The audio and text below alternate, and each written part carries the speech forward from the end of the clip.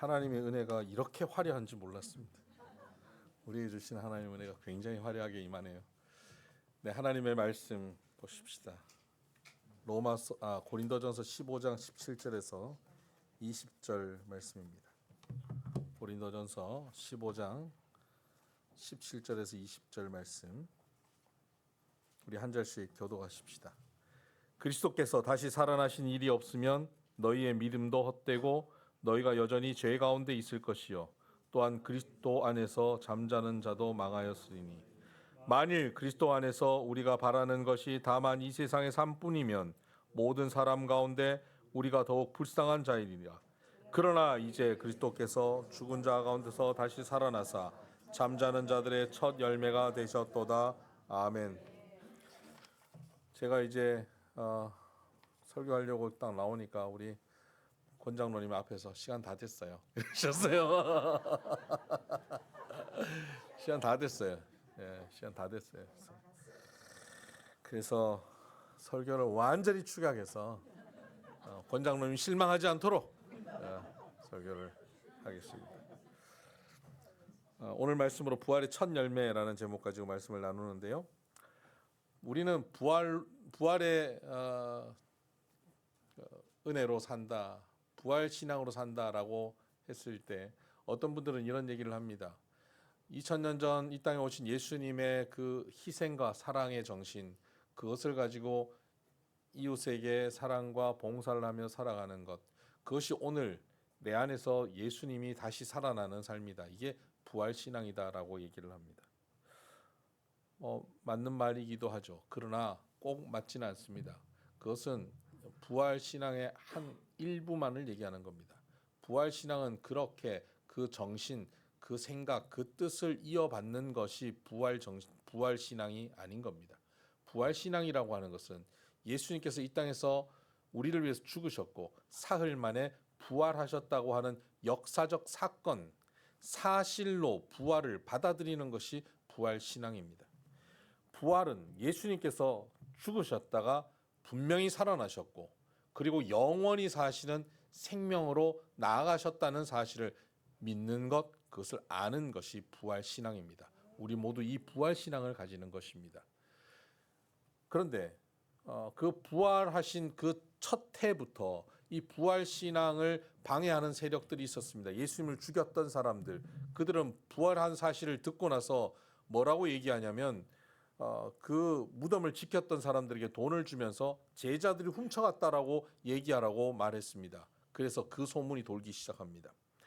여러분, 오늘도 예수님의 부활은 있을 수 없는 일이다. 우리의 상상의 영역을 벗어나는 일이니까요. 그래서 있을 수 없는 일이다. 그러면 현실적으로 어떻게 그 부활 사건을 받아들여야 되나라고 했을 때 많은 학자들은 그것은 예수님을 추종하던 추종자들, 예수님의 제자들이 시체를 훔쳐가서 없앴고 그리고 그들이 예수님 부활했다고 거짓으로 말했고 그 거짓의 말을 믿었던 무리들이 공동체를 이루고 교회를 이뤄서 그것이 부활 신앙으로 오늘 내려오고 있다라고 얘기하고 있습니다. 여러분, 이것이 사실일까요? 예수님의 제자들이 거짓으로 부활 신앙을 꾸몄다라고 하는 것이 그것이 사실일까요? 그것이 사실이 되려면요, 예수님이 부활하셨다라고 꾸몄던 제자들이 그 거짓말을 하면서 그들에게 무언가 유익이 있어야 됩니다. 거짓말을 하고 사기를 치면 그것에 대한 그들이 얻을 만한 이익이 분명히 있어야 거짓말을 하고 사기를 칩니다.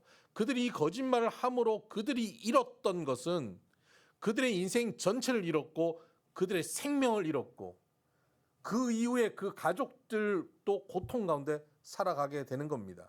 예수를 믿었던 초창기 사람들, 초대교회 사람들은 그들이 함께 있던 유대 공동체에서 쫓겨나고 그리고 로마로부터 핍박을 받았고 수백 년 동안 그들은 죽음의 고통 가운데 삽니다.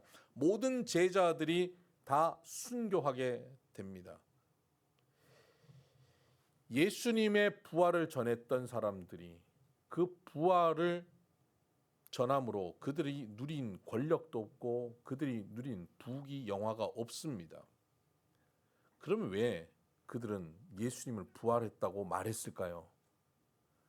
사실이니까 말한 겁니다. 사실이니까 그들은 자기 목에 칼이 들어와도 이 말을 한 것입니다.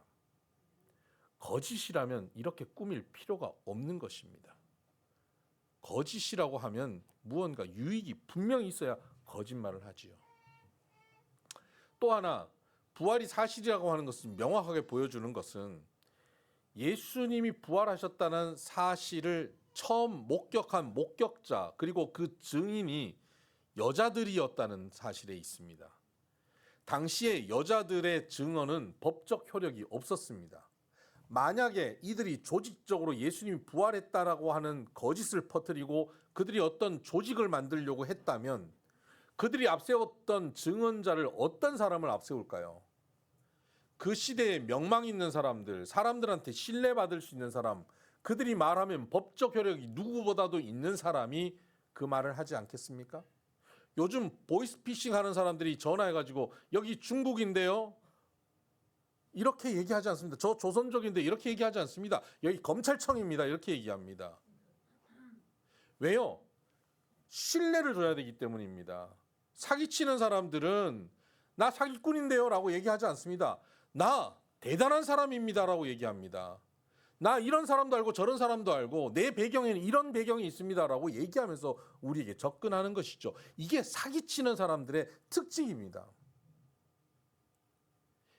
제자들이 사기를 쳤다면, 거짓말을 했다면 여자들을 앞세운다는 게 말이 안 됩니다. 여자들이 아니라 그 당시에 공예 회원이었던 사람들, 부자, 명망 있는 사람들, 이런 사람들을 섭외하고 그 사람들을 팔았겠죠. 그런데 여자들이 말을 하고 여자들이 첫 증언자라고 성경은 기록합니다. 왜 그럴까요? 왜 이 불리한 증언을 증언으로 처음으로 세웠을까요? 그게 사실이니까요. 그게 사실이기 때문에 그들은 유익이 없어도 부활을 전하였고 그게 사실이기 때문에 여자들이 첫 증언자라고 인정하고 있습니다. 부활은 사실입니다. 그러니까 부활을 믿는 것보다 부활하지 않았다는 걸 믿는 게 훨씬 어려운 일입니다. 여러분, 임진왜란은 일본이 우리를 쳐들어온 전쟁입니다. 믿으십니까? 이 사실은 받아들이고 믿는 게 어렵지 않습니다. 그런데 임진왜란은 사실 여러분들 잘 몰랐지만 이순신이 권력을 쟁탈하기 위해서 일본 군대를 교묘히 데려와서 우리나라 정권을 찬탈하려고 했던 전쟁이었습니다. 모르셨죠? 이 사실을 믿으시겠습니까? 이 사실을 믿으려면 엄청난 음모론을 만들고 그것을 믿으려고 작정해야 믿을 수 있습니다. 여러분, 임진왜란은 일본이 우리를 공격한 전쟁이라고 하는 사실을 우리가 너무나 단순히 믿고 받아들이는 것 이상으로 부활은 그렇게 받아들이는 사실이고 믿음인 겁니다. 부활은 사실입니다. 예수님이 부활하셨습니다. 그리고 그 부활은 소생의 수준이 아니고 영생입니다. 여러분, 예수님의 부활은 죽었다가 잠시 깨어나는 소생이 아닙니다. 요즘도 병원에서 죽었다가 잠시 살아나는 사람들이 있습니다. 그래서 임사체험을 얘기하는 사람들이 있는데요. 그들은 또다시 죽음으로 갑니다. 또다시 죽음 앞에 나가게 되는 것이죠. 예수님의 부활은 죽었다가 잠시 깨어난 게 아니라 죽음을 뚫고 나간 겁니다. 죽음을 밀고 나가서 죽음 다음 차원으로 나가버린 겁니다. 죽음 이전의 예수님의 몸이 아닌 죽음 다음 차원의 새로운 신령한 몸으로 부활하신 겁니다. 이게 부활입니다. 여러분, 씨앗을 땅에 심었습니다. 버려진 것 같죠? 죽인 것 같아요. 마치 시체를 묻은 것처럼 땅에 묻은 것 같습니다. 이게 살아나려면 어떻게 살아납니까? 땅을 다시 파서 그 씨앗을 꺼내면 살아나는 겁니까? 그 씨앗을 원래 원형으로 다시 뽑아내가지고 들고 있으면 이게 살아난 거예요? 그건 소생이죠. 다시 원점으로 돌아온 겁니다. 그러고 나서 심으면 이게 살아난다는 건 뭐냐면 이 씨앗이 땅 위로 씨앗 그대로의 모습으로 나오는 게 아니라 새로운 모습으로 나오는 겁니다. 새싹으로 나와야 이 씨앗이 사는 겁니다. 그래서 우리에게 부활 신앙을 갖고 있는 우리들에게 있어서 죽음은 무덤에 묻히는 게 아닙니다. 우리는 죽고 무덤에 묻히는 것이라고 생각하죠. 부활 신앙을 갖고 있는 사람들은 무덤에 묻히는 것이 아니라 우리는 심기어지는 것입니다. 죽음은 우리를 심는 것입니다.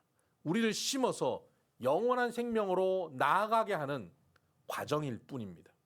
그래서 우리는 죽음이 두렵지 않습니다. 우리 가족들이 죽었다고 슬픔 가운데 빠질 수 없습니다. 왜냐하면 잠시 이별이지만 영원한 생명으로, 신령한 생명으로 나아갔기 때문입니다. 우리도 그 자리로 나아가 그 가족들과 만날 것이기 때문입니다. 그리고 예수님이 그 부활의 첫 열매 되셨고 우리는 이어서 반드시 그 부활의 열매로 나타날 것입니다. 요즘 주변에 지금 벚꽃이 한창 피었습니다. 저는 몇 주 전부터 벚꽃 나무를 바라보면서 저것이 물들고 하는 걸 보고 있었습니다. 이제 벚꽃이 피려나? 그랬더니 제 아내가 당신 왜 그래? 왜 이렇게 꽃 그래? 제가 드디어 나이가 들었나 봅니다. 그렇게 신경도 한 번도 써보지 않았던 꽃 피는 것을 올해는 얼마나 이렇게 꽃 피는 게 신경이 쓰이던지 이제 꽃이 피나? 지난 주일 오후에 우리 집 앞에 벚꽃이 몇 개가 폈더라고요. 얼마나 감격스러웠는지. 그리고 며칠 지났더니 이제 온 천지가 벚꽃으로 가득합니다. 여러분, 예수님의 부활이 이와 같습니다. 예수님의 부활은 2000년 전 그 부활 사건 한 번으로 끝나는 것이 아니라 부활하셨으면 벚꽃 하나 피면 곧 이어서 벚꽃이 천지를 뒤덮듯이 예수님의 부활은 곧 이어서 우리 모두의 부활로 나타나는 것입니다. 우리는 그 부활 신앙으로 삽니다. 소생이 아니라 영생으로 사는 것입니다. 영원한 생명력으로 사는 겁니다. 죽음도 두렵지 않고 절망도 두렵지 않습니다. 우리가 이 땅에 어떤 시험이 와도 절망하고 두려워하거나 우울해하거나 침체 가운데 빠지지 않습니다. 우리에겐 우리의 생명이 아닌, 우리의 능력이 아닌, 우리의 지혜가 아닌 내 안에 계신 부활의 생명이신 예수님의 생명력으로 살기 때문입니다. 이 부활 신앙으로 살아가는 우리 모든 비손의 성도들 되시기를 주의 이름으로 축복합니다. 기도하십시다. 하나님 아버지 감사합니다. 우리 비손의 모든 성도들이 부활 신앙으로 부활의 생명력을 가지고 살아가게 하여 주시옵소서. 귀한 예물 주님 앞에 바칩니다. 10의 1조 감사의 제목, 선교의 제목, 마음의 소원을 담아 주님께 드리오니 주님 기뻐 받아주시고 예물이 쓰이는 곳마다 주의 뜻 이루어지게 하여 주시옵소서. 우리 성도들의 삶의 자리가 하나님 기뻐하시는 삶, 하나님이 동행하시는 삶, 하나님 나라가 이루어지는 삶이 되게 하여 주시옵소서. 오늘 세례받고 입교한 귀한 아이들이 믿음 가운데 잘 자라날 수 있도록 주님 도와주시옵소서. 어디를 가든지 주와 함께 하게 하여 주시옵소서. 우리 교회에 속한 모든 자녀들 거룩한 하나님의 사람들로 성장할 수 있도록 주님 도와주옵시고 우리 성도들이 또 한 주간 나아가서 만나게 된 이 땅의 모든 일들, 사업체와 직장의 모든 일들 가운데 함께하여 주셔서 그곳에서 행하는 일들이 주님의 능력과 지혜로 감당하게 하여 주시옵소서. 넘어야 할 산이 있습니다. 풀어야 할 숙제가 있습니다. 도저히 해결할 수 없는 어려운 문제들이 있습니다. 주님, 우리가 할 수 없습니다. 주님 도와주시옵소서. 주님 풀어 주옵소서. 되게 하여 주옵소서. 치료하여 주시옵소서. 회복시켜 주시옵소서. 하나님 하셨다고 간증이 풍성한 우리의 삶들이 되게 하여 주시옵소서. 우리 교회 날로 부흥케 하시고 죽어가는 많은 영혼들을 살려내는 방주와 같은 역할을 감당하게 하여 주옵소서. 이 나라의 민족을 축복하시고 마지막 때 세계 선교를 마무리 짓는 민족 되게 하여 주옵시고 전쟁으로 고통받는 이 땅의 모든 백성들을 주님 위로하시고 하나님께서 그 전쟁의 솥이 끊어지게 하여 주옵소서. 이제는 우리 주 예수 그리스도의 은혜와 하나님 아버지의 극진하신 사랑과 성령님의 감화 감동 교통 역사 충만하심이 부활 신앙으로 살아가기를 소원하는 사랑하는 비손의 모든 믿음의 권속들 머리 위에 이제로부터 늘 함께 하시기를 간절히 축원하옵나이다. 아멘.